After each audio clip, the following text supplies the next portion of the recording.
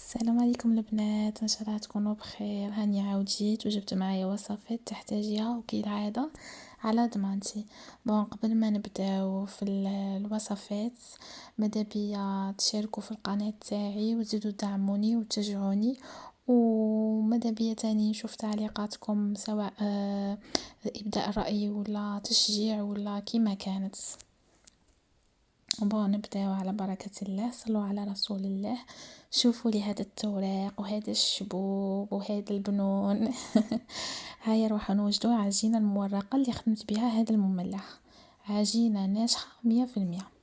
نحتاجو فيها 1 كيلوغرام فرينة، نديرو لها رشة تاع ملح، نزيدو لها فنجال تاع الزيت، نبسوها غاية بيدينا، ندخلو هذاك الزيت في الفرينة ونزيدو لها مغرف تاع خل، مغرف خل كيما كان النوع تاعه، ولموها بما بارد من الحنفيه، ماشي بارد، من الحنفيه مباشره. العجينه المورقه ما نعجنوهاش وما نطلقوهاش بزاف، تجي حاكمه روحها. نخلوها تريح نص ساعه من الاحسن. نورقوها مع بعض. انا درت توق دوبلي، دوك نوريكم. درت توق دوبلي مرتين وتوق سامبل مره واحده.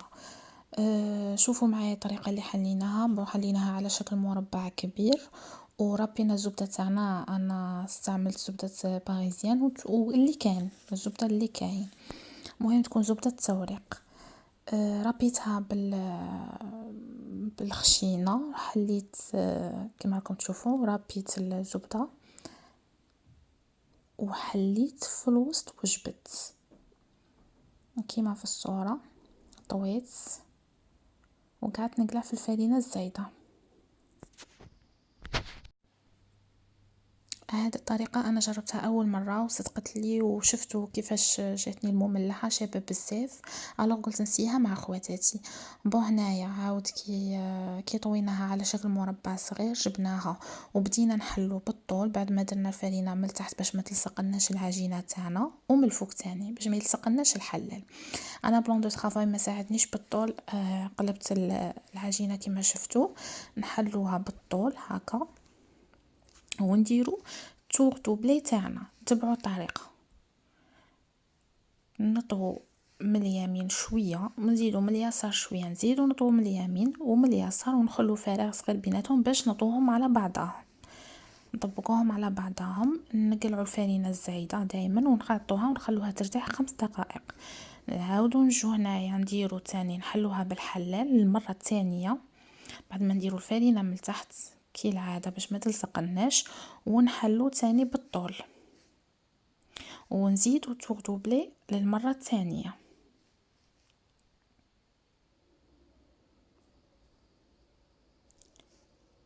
هذه مرة تانية نزيدو المرة الثالثة وتكون العجينة المورقة تاعنا واجدة. هنا بقيت راح نصور غير النص. سكت لكم الكاميرا.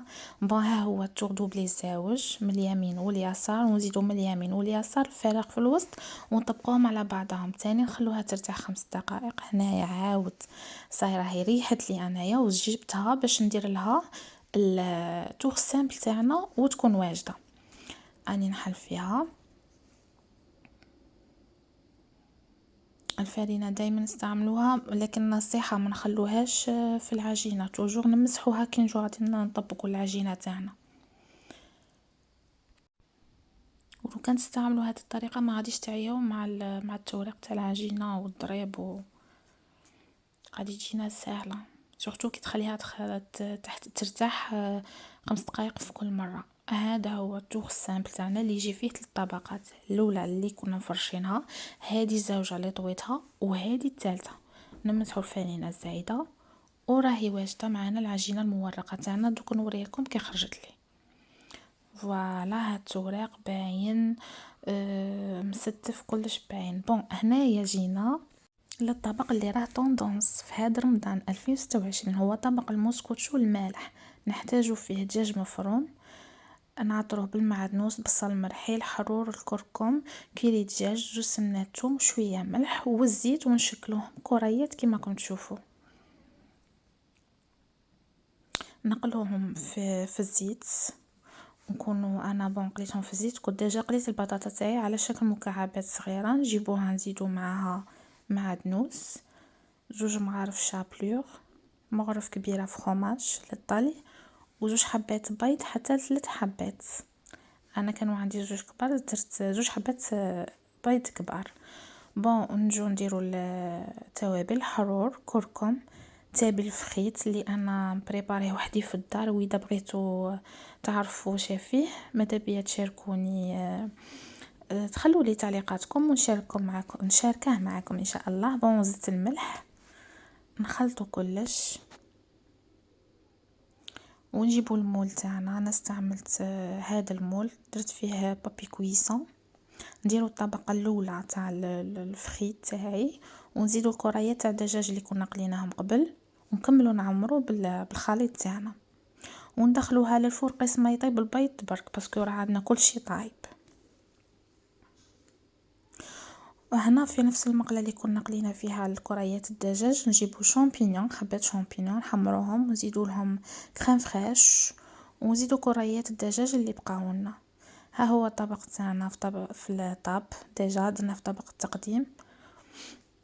نزيدو نديرو هذاك الخليط اللي كنا قليناه بكريم فريش، وها هو الطبق تاعنا واجد. حتى ندوه في رمضان يجي بنين بزاف.